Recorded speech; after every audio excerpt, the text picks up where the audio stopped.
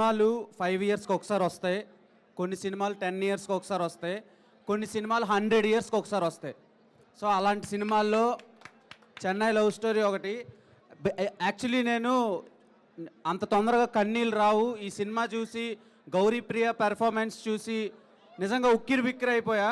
And నేను ఇప్పటివరకు ఏ అబ్బాయిని ముద్దు పెట్టుకోలేదు, ఫస్ట్ టైం ఎస్కేని ముద్దు పెట్టుకుంటున్నాను. ఎంత ఇలాంటి కాన్సెప్ట్ని ఈ రోజుల్లో ఈ జెన్జీ కిడ్స్కి ఇవ్వడం అనేది మామూలు విషయం కాదు. చాలా డేరింగ్ స్టెప్ తీసుకోవాలి. Production quality and film making next level. అంటే మీరు ఒక కొరియన్, జర్మన్ అండ్ హాలీవుడ్ లెవెల్లో ఉండే స్క్రీన్ ప్లే స్టోరీలా ఉంటుంది. వరల్డ్ సినిమాలో ఇలాంటి సినిమా రాలేదు, రాదు. అండ్ లవ్ యూ ఎస్కేఎన్ గారు, ఇలాంటి సినిమా తెలుగు ఆడియన్స్కి తెలుగు సినిమాలాగా చూపించి తీసినందుకు. అండ్ ఇలాంటి సినిమా మళ్ళా రాదు. Don't miss it in theatres. Manish Sharma గారి మ్యాజిక్ మళ్ళా క్రియేట్ అయింది.